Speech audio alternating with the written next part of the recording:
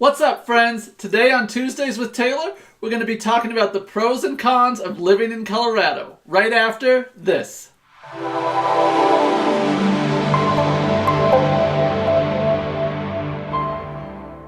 My name is Taylor Osasonic. I'm a Colorado native, and now I'm a Colorado Realtor.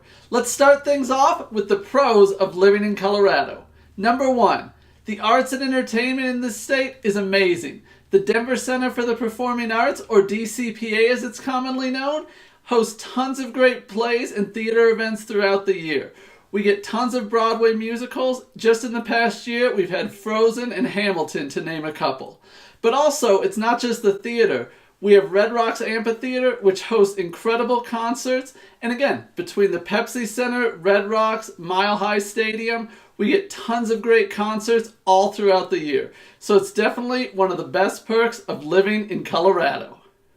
Time for reason number two of why it's great to live in Colorado. Outdoor activities. It's amazing how many things you can do in our incredible state.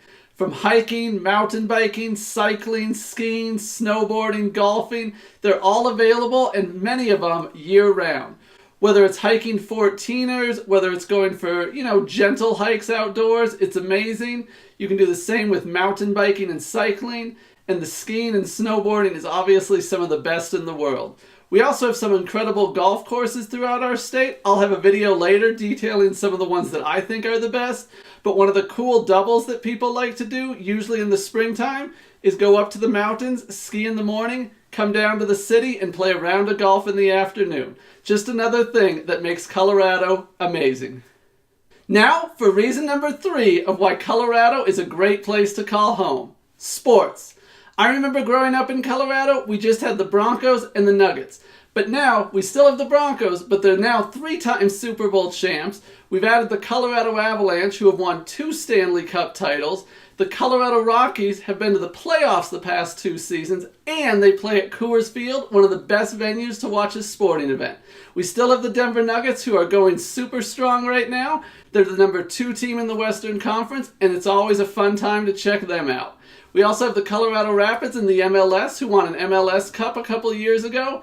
And we have great college sporting events with CU, CSU, and Air Force. The Buffs, Rams, and Falcons are always fun to check out in their various sports. So sports is reason number 3 why the Mile High City is a great place to be.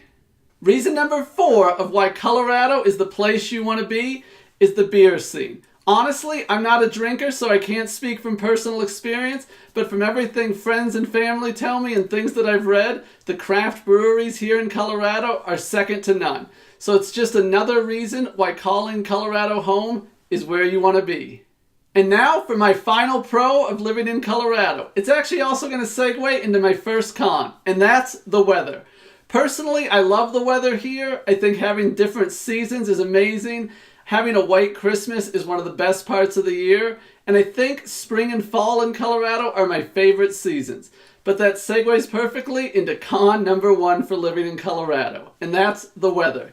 If you come from a warm weather state and you hate the snow, you hate sometimes being pretty cold, I will say it's not the best here. January and February can sometimes get you down a little, and honestly, March is the snowiest month. But still, we don't get that much snow in comparison to a lot of places. I think it's great, and I think you will too. Another thing that makes Colorado not the best is our traffic. I remember when I was growing up, it felt like you could get anywhere in the Denver metro area within 15 minutes.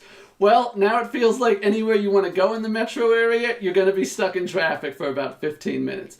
But honestly, the light rail system's improving things, and I think with things like Uber and self-driving cars, it actually might start to improve a lot in the near future. So even though it is a negative right now, I hope that it gets a little better in the future.